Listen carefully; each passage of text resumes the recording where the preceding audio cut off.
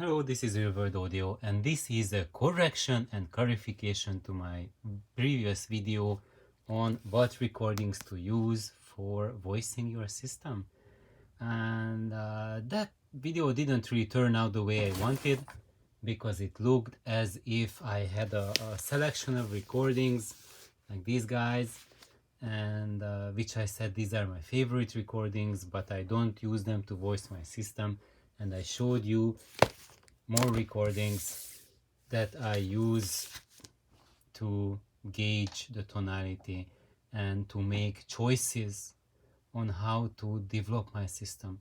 And that came out totally wrong, because all of these are my favorites.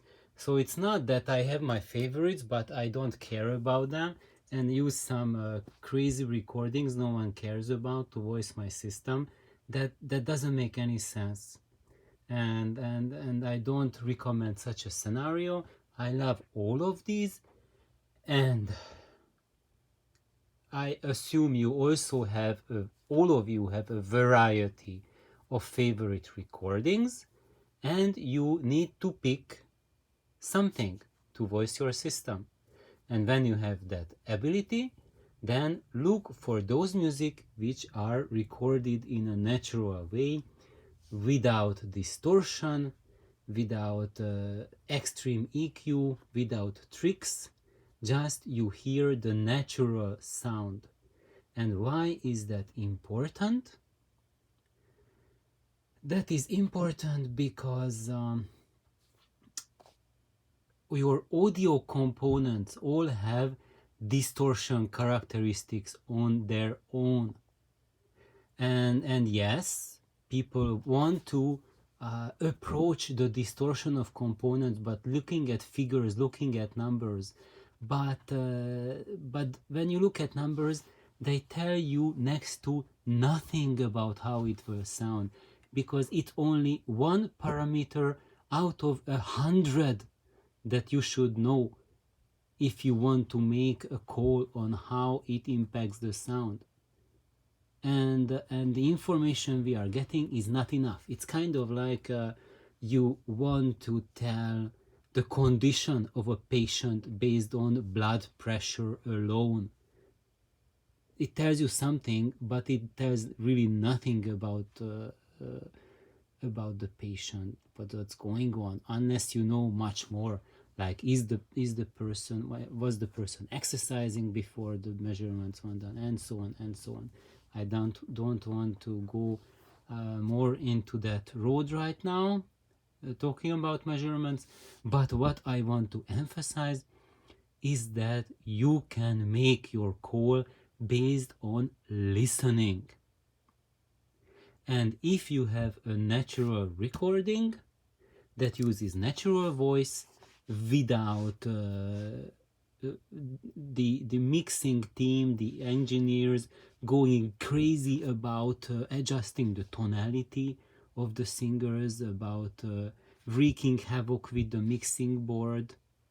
When you have that kind of situation, then when you listen to your system, then you can make the call. Does this sound natural? Does he sound the way I heard him at the opera? And then you can try out listening to different gear, trying out different interconnects, and you can find avenues to grow, which will take you closer to the real experience. And guys, this is the only way you can reach the essence of high fidelity. This is high fidelity, when you hear from your system what was recorded, what was there live. And you cannot achieve high fidelity with albums that never existed in real life, but which are the products of going crazy with the engineering skills. So these are not something where you can gauge fidelity. Still, you can make them sound really good, You can sound them, make them sound astonishing, but that is called high end, which means that you are using distortion components added to your stereo system that will pop out parts of these recordings, that will compensate some of the distortion, some of the, I would say, those choices that the engineering team made that makes it more of an artificial reality versus reality. Because high fidelity is really, it exists only towards something which is of which was naturally recorded. And now I know most of you will say that who cares about everything that I was talking about now? You just get your system however you want it, put it together, and then you add EQ and DSP on it and change it to your taste. Yes, that can be done. And that can actually take you to quite far. And I'm not saying don't do it. It's a great road. It's very easy to take. Almost anyone can learn how to use a DSP. You can fiddle around with it. You do not need to make any kind of equipment choices. Just get the DSP, set it up. You can change the EQ curves. You can optimize it to different recordings. So why am I not telling you guys that that's my number one method? Why I am not advertising that to go? And that's the simple reason, because I am not doing that. That's why I cannot vouch for it. And I know that many of you feel very passionate and very strong about it, and then by all means I am really happy for you, and I know that it can work pretty well. However, here is the something that's very important for you guys who are using DSP and you think that it's a snake oil, and snake oil actually means a cure for all. So I am not really advocating against DSP, but I very strongly advocate against using DSP as a cure all. If you go down that path, you will really severely holding back your progress with audio. Because here we go with this kind of approach, that you first have to voice your system without fiddling with the DSP and the EQ. Why?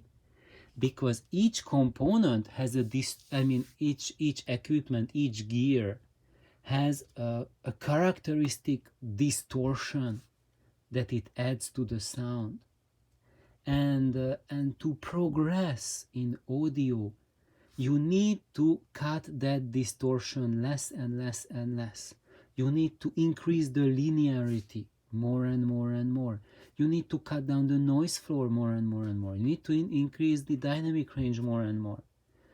And if you do this process by maintaining linearity, that's when you can go extremely far, beyond your wildest dreams.